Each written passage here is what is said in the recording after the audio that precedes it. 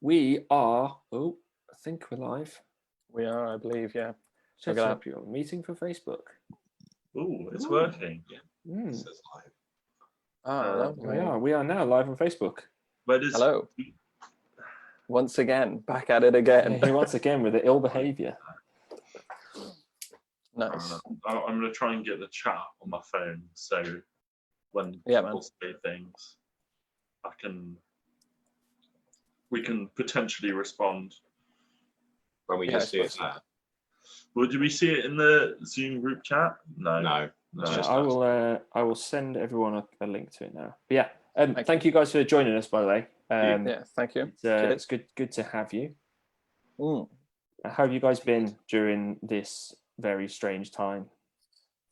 It's been a weird few months, really, because we lived together until June, the end of June, and then obviously I moved in with my girlfriend, but we're sort of still in the same bubble, so we've been hanging out a lot. Nice. I live by myself now, so it's kind of okay. Yeah. Oh, Katie's watching from the other room. How lovely! Hi, Katie.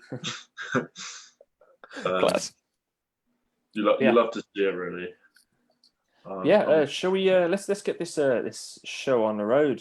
Again, like I said, thank you for joining us. Obviously, I know it's Monday evening and it's not the most exciting evening, but we try and do these to get something interesting going on. That's it. Yeah. This week we've got Luke and Calum from Stereo Brain Records, amongst other things, obviously. But yeah, welcome. If we could we'll start with sort of how you guys sort of got involved together, I suppose, or the start of maybe your musical interests and things like that as well, and how it sort of branched out to where you are now. Yeah, well, I mean, so it was quite early for me because I'm lucky enough to grow up and my dad worked in a music venue near where I lived. So I spent a lot of time there, spent time over summers and stuff, and got to see a lot of live music, which is really cool. So that kind of piqued my interest. But then when I was 18, I started Stereo Brain as a blog to sort of explore my interest in music and review things. And then it sort of spiraled a bit out of control, and here we are with a record. Fair enough, yeah. There's a few steps between it there and this, then, though. Yeah, there's a lot of little bits, but that's the short version, I guess, for me. Yeah, I guess I first started getting really into music when I started learning guitar when I was about 10 or 11. Played a few dumb things with mates at school back then. Didn't quite sort of get involved in the music scene in Swindon I lived in. They had a little youth sort of community thing. I didn't get involved in as much. Around about the age of 14, I just started working on school and exams and trying to get into uni and stuff. So it wasn't until uni when I met Luke that I actually was I can get into this music now. Yeah. So that's kind of my musical background. Had my emo phase, that kind of thing. Everyone did. But funny enough, Cal had a way heavier emo phase than me. I grew up as a dirty little indie kid, really. I Yeah. There's a fabled video of Cal singing Numb, which I will one day dig up. Very nice. That sounds like it needs to be pulled out of the archives. About 10 years old, it's my dad playing it on guitar with me singing at a family barbecue.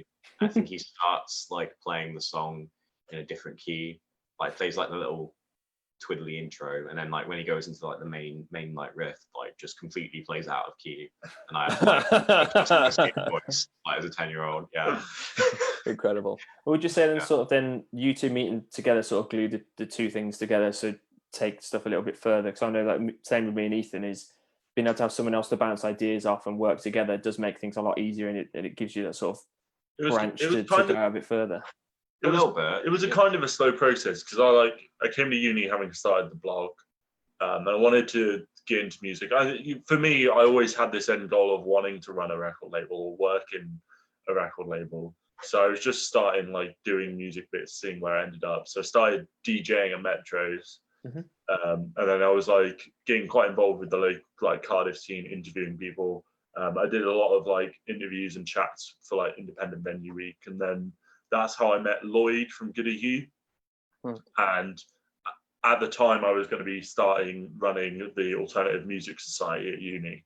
The next year. This is at Cardiff University, right? Cardiff Uni, yeah. And then we chatted to Lloyd and basically decided to start trying to put on gigs basically for students. So the whole idea was, you know, you give discounted entrance to students so they could come and engage with the scene a bit more. Yeah. We did like discounted drinks prices and things like that, and just sort of booked a few good bands and saw where it ended up. And that was, I sort of did that myself like first sort of year, but it was all to do with the uni rather than like our own thing. Yeah. And then in that summer, the following summer, me and Cal, we moved in together. Yeah, then we moved in together, and we were like, yeah, let's do a festival, mainly. And then that sort of was the catalyst for like formalizing everything and making it a proper business. Was like make it, you know, we were like, we're gonna do a festival, we got to do it properly, and we got to start taking this seriously. And then yeah, that's kind of how it ended up being a bit more real, I guess. Yeah, I kind of like met you and just sort of watched, like, was friends with you without really being involved for like a year or year and a half. And I think as I sort of saw things getting a bit more serious from his side, saw he was making his gigs a bit more ambitious and having like these ideas for a festival and a record label. I think there was one point where I can't pinpoint the exact like time when I sort of jumped on, but there was a point when I was just like, yeah, I'm gonna jump on this and sort of throw my hat in the I'm gonna ring ride this wave and see where it goes. Yeah, I did a little bit of like little bit of volunteering with the Young Promoters network. We both did that. Yeah, so big shout out to Young Promoters network. They're really cool. Yeah, they're really great. Nice. And but then after I'd sort of done a few of that, I realized it would be cool to do something with Luke, because we'd have a bit more, we could do our own thing with it, really, basically. But the bands we wanted to book. Cool. So yeah, it was about 2 years of knowing each other before we really like formalized it and did our first gig on as a business, you know? Yeah, and that first gig as a business was really cool. So what was that first gig? Sorry, you said that at Goody Hue, was the first one we did as a formal business, which was pretty sick. We love that band. Yeah, they were really They're great. Yeah. And that was still like utilizing a lot of the uni crowd that we had at that time. Yeah, it was actually, you know what? I really remember that gig because like we had a few uni people in, but it was like the first proper one where we like there were actual other people there who we were like real paying human beings. Yeah, like, why have you come to see this band? Why are you giving us £5? And then we just loved Sir really, and that I actually knocked over Anya's guitar at that gig. Yeah, it was really awkward. But we put them on like another 3 times after that, and like we're really good pals. Like I love those guys. If they ever see this, I just want to know I love them. Great band, did some great stuff for us as well. Awesome. You showed us before that you've got a poster knocking around. That's for was it the first Stereo Brain night that you did? Yeah, like that's like pre-Calum days. This is. So this and is also for anyone. For anyone watching who doesn't know what Metros is, it's basically like a big indie club, isn't it, in Cardiff that you get all students that go into? It's more like it's kind of like a basement rock club. It's a basement rock club, but like we do everything. Like when I first started, it was a lot sort of older and cheesier. These days it's a bit more like new old music and like everything from like 1975 through to like I mean I play Conjurer in there sometimes. Very nice. But like we do the full range there, and it's like I love it there, and I think it gets a lot of bad mentions from some of the older people in the music scene sometimes, but like you sort of made it your own in a way, haven't you? Because I know a lot of the times when I do meet up with you, sort of like I'm not staying out late because I've got to go and DJ at Metros, and it comes across that you really love doing it as well, which is really important, I suppose, at the end of the day, because there's no point hating something that you're good at or like. Yeah, I just like. I think it's like I get a real joy out of making a dance floor dance. Yeah, does that make sense? Like absolutely. It's really cool, and I just. Yeah, when I first started at Metros, I was like, this place is really cool and I like it here, but I could be so much better. And what's quite nice, I think, is, well, unfortunately, we had a chance to sort of start making inroads, and then COVID came along. So hopefully once we're all back open, we can start like properly putting a stamp on the place and really like freshening it up, because it has been stagnant for a few years, and it's quite nice to I think we got some new DJs and stuff, and it's a good it's nice space to as well. have The some- actual like layout of the venue is really, really nice, I think. And in terms of like, well, like alternative venues, you know, it's pretty large as well, which is cool. It's just a really good I mean, space. you can fit like 400 it's about people. 400 people in there, really. Yeah, it's Well, fucking that's huge. Social distancing. Yeah, a lot less for social distancing, Yeah. but like on a good day, you You know. need to gaffer tape the squares on the floor so single dancers. Yeah, yeah. I honestly, I don't know what we're gonna do yet. I don't know. So I think a lot of companies are in the same position. And I think it eventually, obviously, like the four of us basically, we've had everything just put a pin in it for the whole of this year, which is a shame. I mean, not just us, obviously, everybody in our industry as well. But have you guys sort of done stuff during this time to sort of plan towards next year, or have you had ideas of how things can sort of go back to normal? Or like I said, me and Ethan started doing these as a replacement to being able to go out to the pub and have a conversation with people. What's the ideas? Really enough, we've done loads during lockdown. Like comes and gone in phases of like doing things. So consistently every night, well, Wednesday, Friday, Saturday, when I can, I've been streaming for Metros on our Twitch channel. But I did like a little radio show for a bit, did some interviews with people, and what else have we done? I mean, obviously I've been working really hard for Alcopop, which I'm still working for, which has been like very nice to still be able to work for that. Yeah, so it's things like that you were doing there, because obviously for not everyone knows, you were doing A&R and stuff for Jack at Alcopop, but things like that can't really stop because there's still bands out there and there's still people creating music, and there's still the future to look forward to. So there's no point like freezing that and not having it be able to go forward. Yeah, exactly. And even from a Stereo Brain side, I think we signed 2 record deals during lockdown. Yeah, three, I think. we've definitely moved forward on a few of our. I mean, a lot of those projects were sort of mooted before, and have kind of been delayed a bit. But like the work, obviously, like the work we've done with the Nightmares and Fort. Yeah. Those contracts and everything was signed during lockdown, so that's all been since then. So that's great for the acts that are on it as well to know that it's not just frozen, it's not just, or delayed, like is the best way you put it. It's just been delayed for it, but it's good to know, or for them at least, that stuff's still ticking over and they've got something that they can look forward to. At least like it may be a bit of a stumbling block, but next year you know that's already all in place and it's ready to just sort of kickstart. Yeah. I mean, even the Nightlives boys, I love them. They're just constantly like, even you're like, oh, okay, the whole country's gone into lockdown, and they managed to put together an 8-song EP that we managed to put out. Like those boys are just like phenomenal to work with. As are the Nightmares and Fort. Like they've all been like on our case basically to get this all sorted. So yeah, it's been quite exciting really for us. Like when I think, like sometimes I'm like, oh, we've done nothing for 6 months, but actually we've done quite a lot. I mean, that's not even counting the prep that you've been doing for potential festival next year. Yeah, we're not much we can say, but we're looking at doing Pwer we're looking Festival at doing it again. So like, Nice.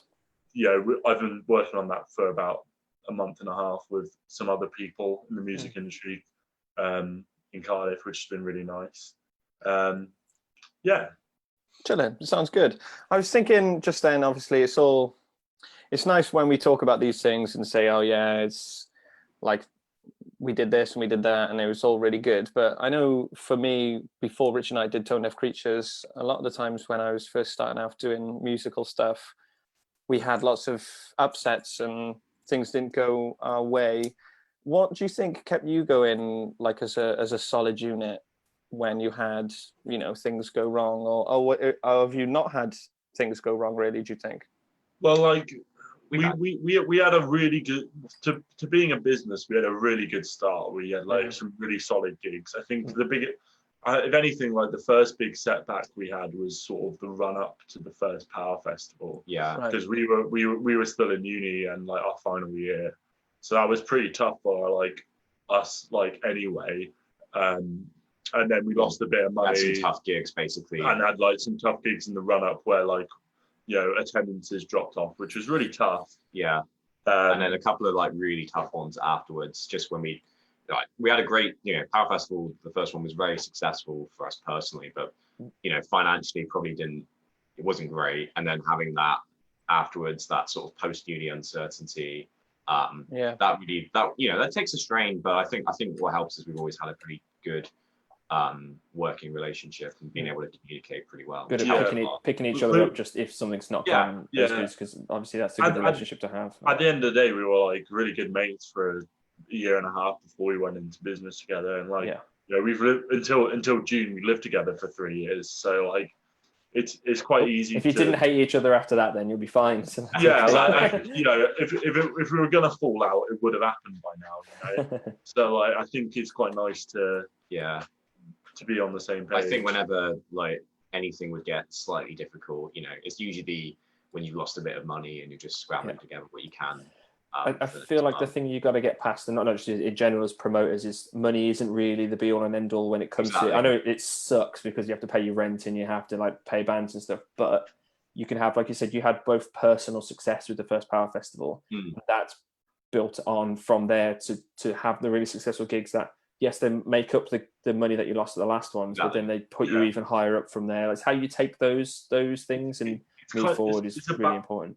It's a balancing act, really, because you've got to sometimes you've got to be like, yeah, okay, we lost a bit of money, but actually at the end of the day, that was a good gig, or that was that. But when things go badly and you could have done better, you've really got to reflect. I think it's something we're quite good at is we're both really critical thinkers, and we both run ideas past each other all the time. And if I suggest something mental, it is usually me suggesting the batshit crazy ideas. I was going to say, which one of you sort of brings it down to earth a little bit and makes it more sensible? But I've got that it might be Calum out of this already. So. I get carried away. I get excited because it's kind of it's been my dream for so long to do this. Yeah. And it's never really been a big dream to you, but you've kind of enjoyed being part of it. Yeah, it's nice to have that aspect that I wouldn't have normally had if I hadn't met you. Probably it's nice to have that sort of thing, that extra thing to have in my life, rather than just you work and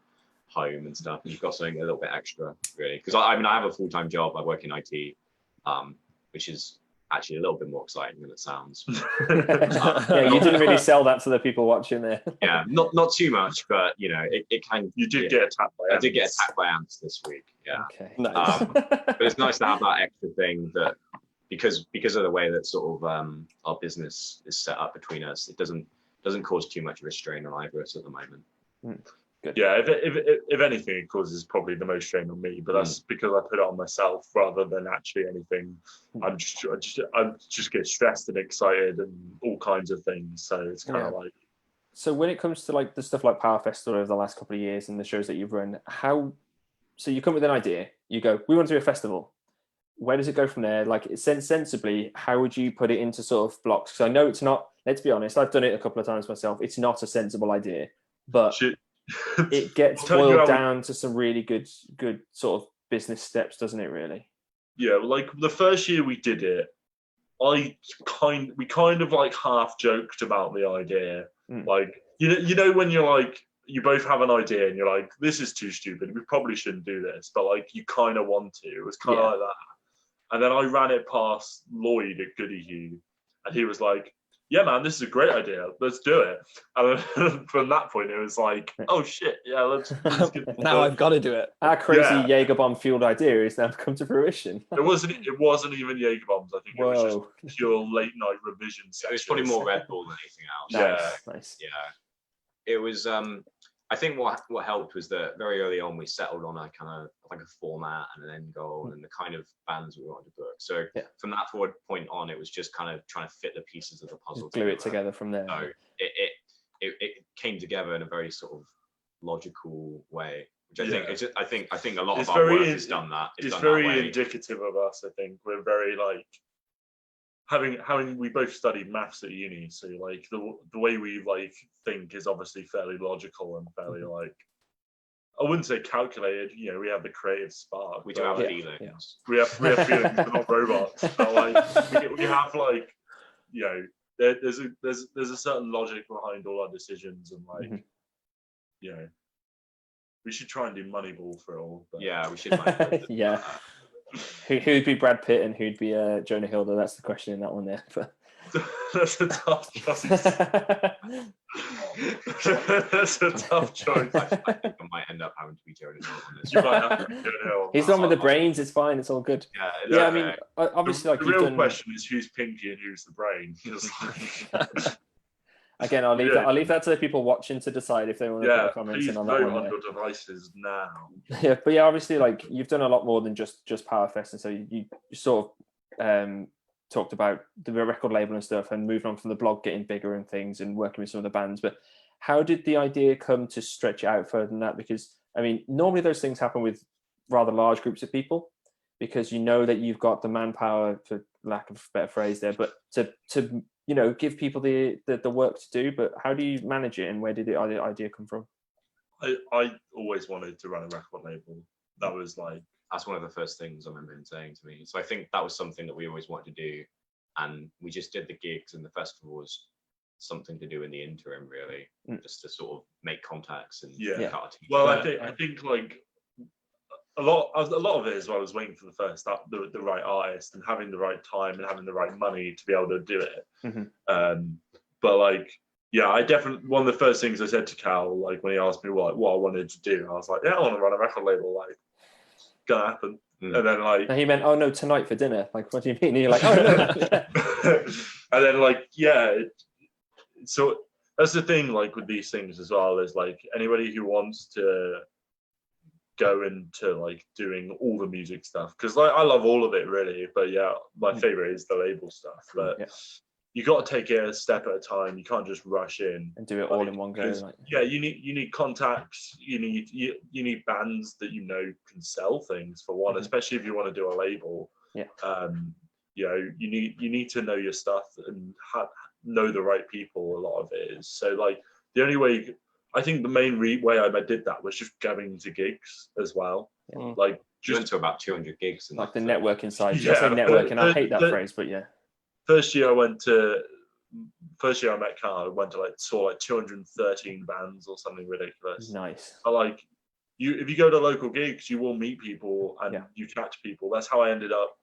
And then I just like volunteered for stuff. Like I just volunteered to work at Soon, and then that's how I met the Young Promoters Network and got involved with them. And like, yeah, it's just like anyone who wants to get into it, I really recommend just like doing it. There are ways to throw yourself in without putting yourself at financial risk.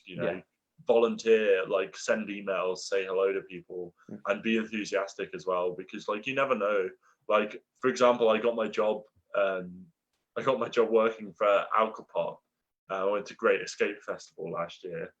I bumped into Jack, chatted to Jack, made a joke about, because we had false advertising headline the first Pwer Festival, and he was talking about signing them he actually had a meeting with them at Great Escape that day to sign them.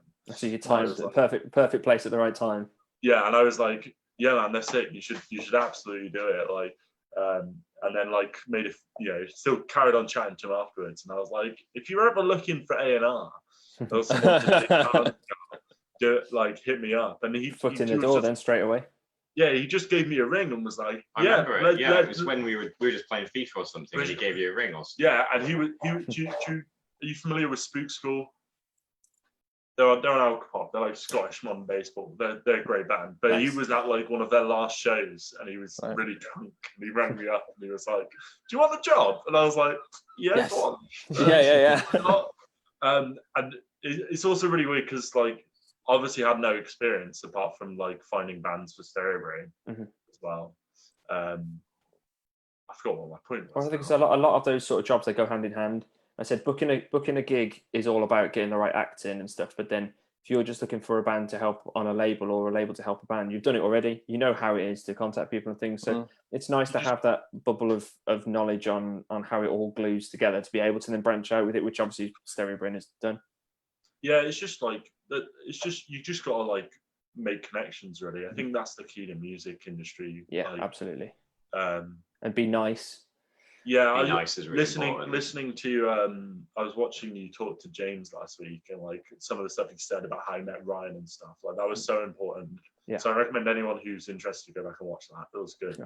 I enjoyed that. Nice. There's that is the bottom line. The bottom line is like if you act like a dick, people aren't going to want to work with you. But if you show enthusiasm and, you know, basically in your essence, you offer to help people for free because it's something that you know that you can do.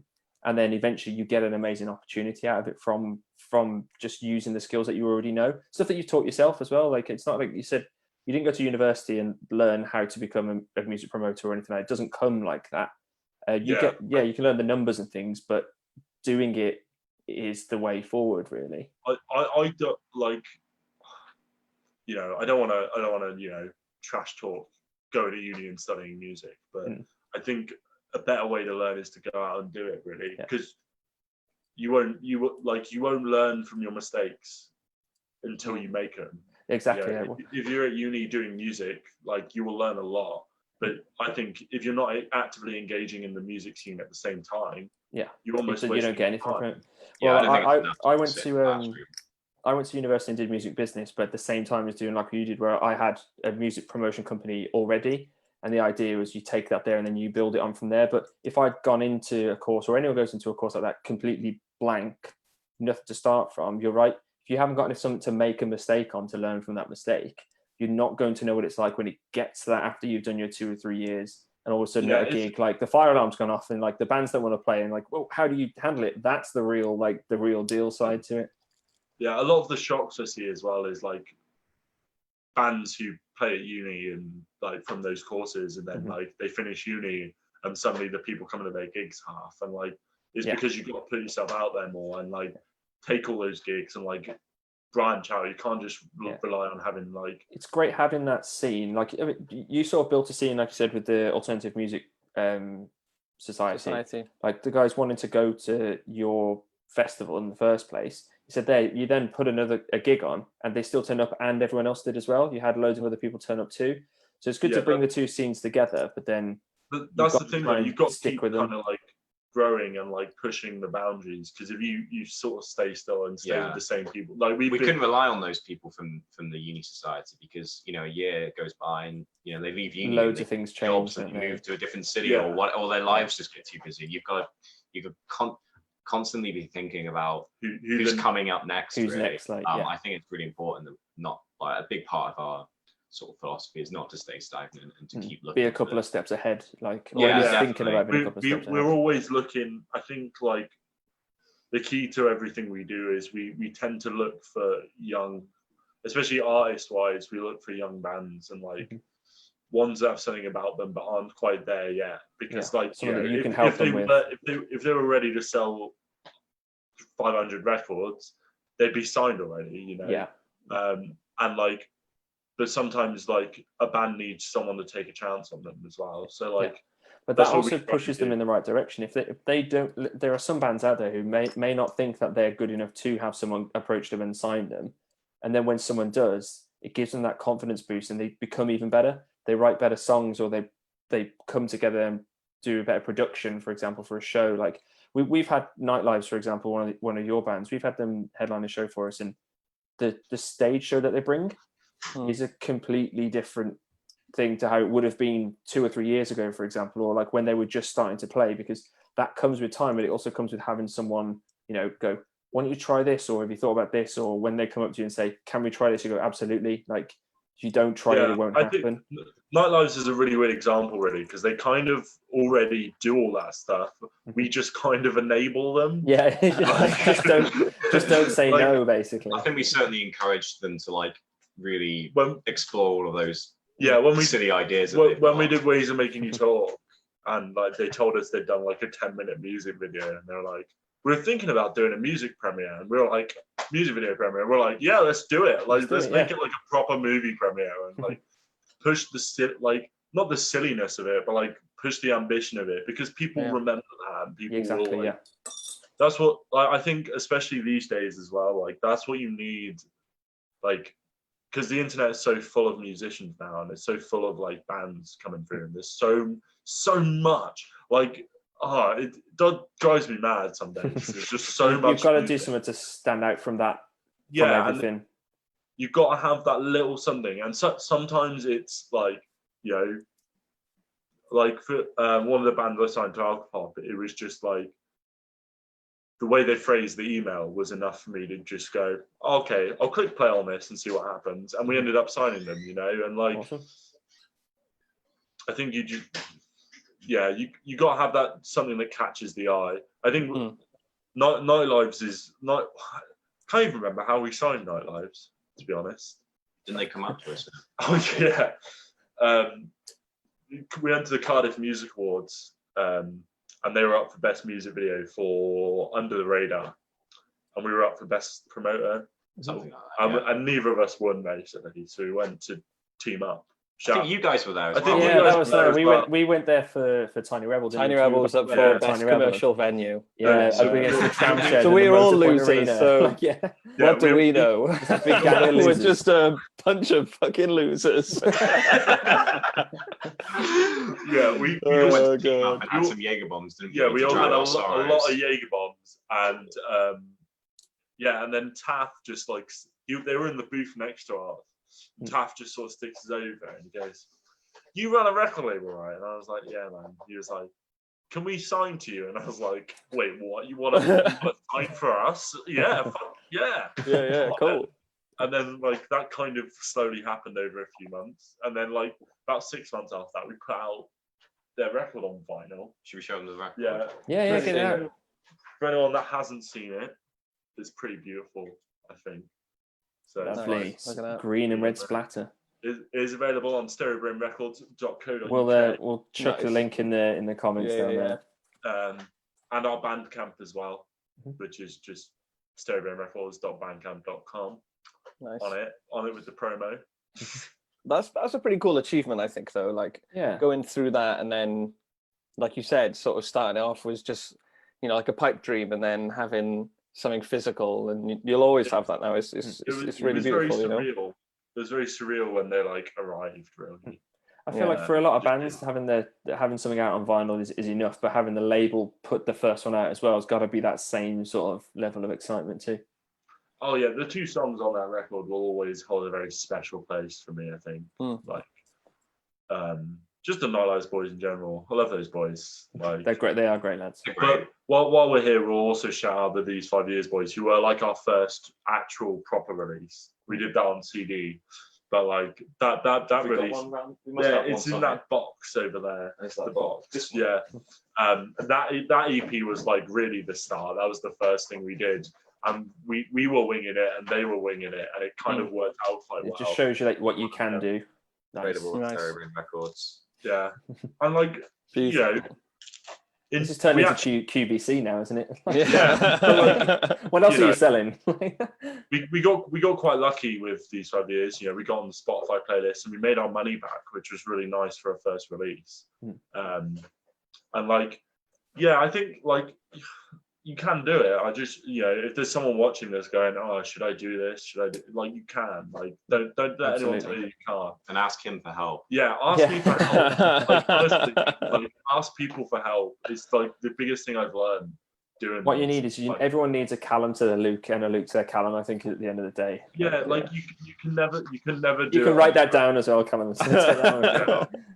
Calum, like. Calum does this wonderful thing where it looks like he doesn't do very much, but he does quite a lot. I remember you saying like we used to joke about this before, like between the four of us, and then Calum would say like, but he'd turn up on the day of the gig and then do everything that needed to be done, because let's be honest, if you, Luke, have sat there and done all the emails and all the paperwork and all that sort of stuff happens before, Calum turns up and it just gets done. It's kind of like it's me and Ethan's the same. I'll sit there in front of a spreadsheet for 3 weeks, and then Ethan turns up and he's already carrying all the furniture around and loading the bands in and stuff. But the dynamic works really well.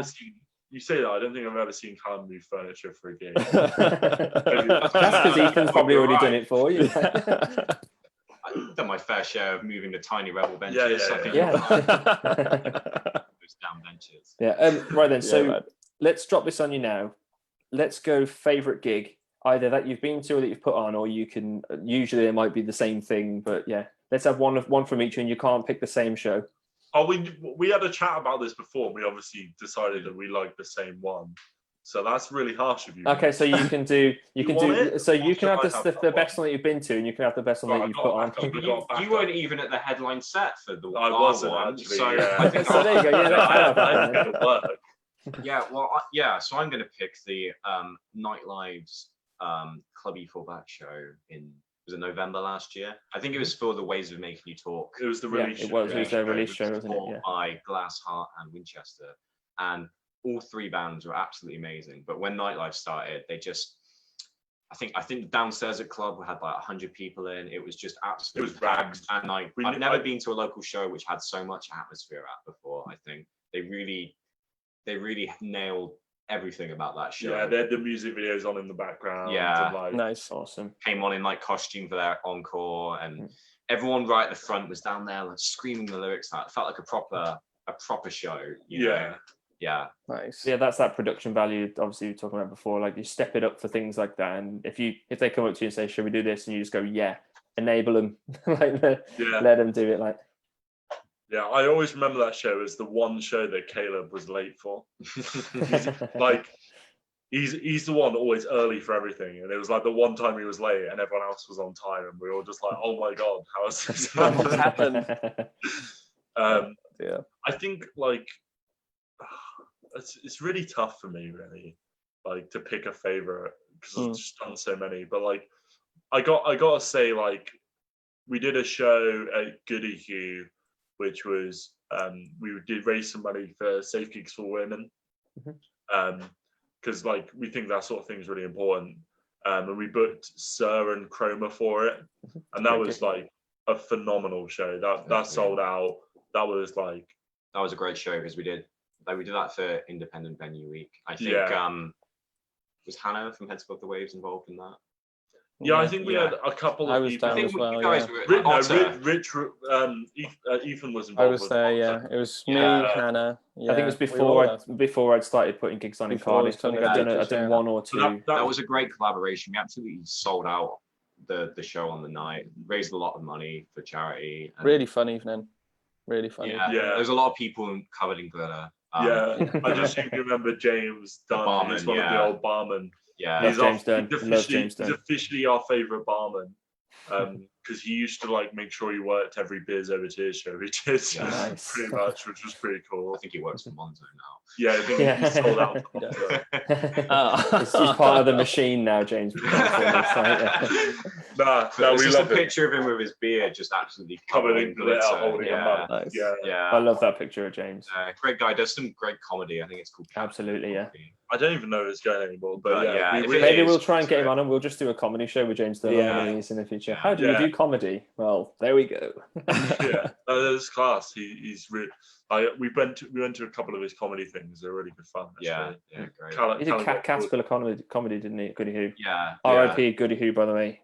Yeah, man. Yeah. Like that's actually one of the most heartbreaking things for us, I think. Like, because Goody Hoo was like, is where I put my first gig on, and we did gigs there every month. The first gig I ever played in Cardiff was in Goody Hoo as well. And like such a good Lloyd was like really supportive of us from like the very start as well, and the venue and like all the staff as well. Yeah, like I just remember the first Pwer Festival, they all hung around and like when they finished working, carried on like drinking and like enjoying the festival, which was really, really nice. And like that says something when the staff want to be there. Yeah. The amount of times that we've put gigs on in all sorts of places that you can tell the staff are like, what this is horseshit. Why am I still here? It's not even worth being paid. But yeah, I think that's like we've met some really lovely people through there, like Sam and James, and like I still bump into like the old like bar staff and like sound staff like every now and again, and like it almost felt like a little family, and like we weren't even that much part of the scene. We did one gig a month really, but like it was such a welcoming venue. Yeah, we wouldn't be where we were without that. Absolutely not. That space. That space was just perfect for the type of gigs that we wanted to put on at that time. Yeah, and like we had some absolute crackers there. To be honest. Definitely. The second Pwer Festival would have taken place though. We had it booked for Goody Hue, and then obviously it got announced it was shutting down. That's a shame. I got a call the day before it announced from Danny, basically telling me like this is going to happen. We're announcing like tomorrow. Like, sorry, basically. That's shit. And then, fortunately, I managed to move Pwer Festival to Club E for back in about 20 minutes, which is like one of my greatest. I just like, what happened was I woke up. Bernard had this phone call. Cal was still in bed because it was like back when he didn't get up before 2 p.m. So he's not even denying that. Beautiful. Yeah, no, you were working, I still would if I could. You were working. So we were working late nights, so allow it. But yeah, he called me up and I messaged Cal being like, "Mate, stereo brain emergency. Get downstairs when you're up. Like, we need to talk this shit out." Yeah. And by the time he got downstairs, I'd already moved it to club. great discussion between the two of you there. I was like, "Don't worry, Pwer Festival is fine, but Goody Hugh is shutting down." And I said, "Good job," and I went back to bed. It's like, it's 20-1, mate. Like, give me an Yeah. hour. You need another hour, but yeah, that's like that was pretty tough. Like for like really, because that was real like home for us, I guess. Yeah. Yeah. But a lot of people would in that situation sort of not stop, but if they had to take on a situation like that, it would put a big stumbling block in front of things, and some people could stress out, and then stuff could fall apart. But being able to, well, I mean, Cardiff works for things like that, doesn't it? Where you can literally just get on the phone with someone, and you either know them straight, or they know someone that will help you, and then and it all comes together as well. Fortunately for us, a good little venue called Tiny Rebel wanted to start putting more live music on, so we kind of just hop ship to there. Sounds good. Yeah. Great venue. Great venue. Yeah. Indeed. Should have won the Cardiff Music Awards, mate. Yeah. Yeah, tell me about it. Robbed by Tramshed. We were robbed by the venue we were in. Yeah. I mean, to be fair, I'm not going to lie, I probably had a better night afterwards than if we'd won and we'd stayed there. I think it was a lot of good stuff has come from not winning that award. So yeah. Like I feel exactly the same. Like Team Up was just full of losers that night. Yeah, it really was. It was the losers club. Good yeah, times, the losers just didn't win this year. They'll win some other time. Yeah, maybe, sure. Yeah, you know? sure. Yeah. We all will. We all will. Yeah. Oh, that was good. I think Yeah. I think that's I'm not sure if we had any questions or anything, Rich. Or We've had a lot of people shouting, "Yeah, boys." Hey, Taylor said, "Yeah, boys." Hey, Taylor. Oh, hey, Aaron. I guess we could shout. I mean, we should probably shout out the Sienna boys, really, who like have played a ridiculous amount of our gigs. Like, Nice. I don't know how we've done 2 headline shows with them, with about 4 or 5 support slots, and they've done 2 Pwer Festivals as well. Yeah. Like, Great boys. good lads. Shout outs to them. And obviously, Wasn't there a certain person that we wanted to shout out to before all of this came on? It was was it not Calum's mother? Yeah, oh yeah. Shout out to Calum's mum, who's like, I wouldn't say she's our #1 fan, but she might be like in the top 10, you know. Yeah. Well, if she's watching, I hope she doesn't, get offended by that. But Yeah, that's nice. No. She cares more about Swindon Football Club, which is totally fair enough. Yeah. Someone has to. So Yeah. Taylor's just sent you boys We're not a gonna bunch of resort these. into- So yeah. We're not going to resort into football banner. No, we won't. It's just before we go. What's the score, by the way? What's the score? Is it 0-0 still on the? 1-0 to Inter. Yeah, 1-0 to Inter. We're not- Go on, Inter. There we are. Yeah. I can't believe you guys have had the football on this entire time. You know what? I can, and I'm not surprised at all. Listen, lads, dear. it's genuinely been a pleasure, having thank this you. conversation and stuff. But It's been really good. obviously, if stuff happening next year and everything, good luck with it all, and we hope stuff sort of picks up and things. And good luck with all the bands and everything that you're working with. It means a lot. Obviously, what you guys are doing means a lot to a lot of people in the Cardiff music scene. So don't stop anytime soon. For sure. Yeah, we got a few bits coming up. We got a new vinyl announcement coming next week. Awesome. What day? So that's cool. What day are you doing that on? Next Friday, the 28th. 28th. Nice. So that's cool. That's cool. I'm also probably going to be part of a streaming festival as well the same weekend. So Cool. keep Very your nice. eyes peeled for details on that. And the rest of it's just kind of waiting for metros to reopen and get that going. But I can't wait, man. we are sitting on some new music from some other bands. We haven't got any new signings yet, have we? No, we're taking some time. We're taking some time, but we will hopefully have some new signings next year. And then maybe another Pwer Festival. Potentially another Pwer Festival. Yeah. Gonna pretend like it's not already half booked. We were doing so well up until right then. I can't tell you anything about it. Yeah. You know, it might have. I mean, it's obviously COVID dependent. Yeah. You know, things can change. So, we're hoping. Fingers crossed we get something good out, at least at the end of this year, to move into the next year. Then. Yeah. Lads. It has been. Thank you very much. If anyone watching has any questions, feel free to. Oh yeah, if anyone's there. By the way, there's a bit of a delay between us and there, so we'll going to sit and stare at our phones the entire time. Yeah. I know. I can't. When did you guys first hear about Stereo Brain Records? There's a question. I think it was when you came to a show I put on, didn't you, Luke?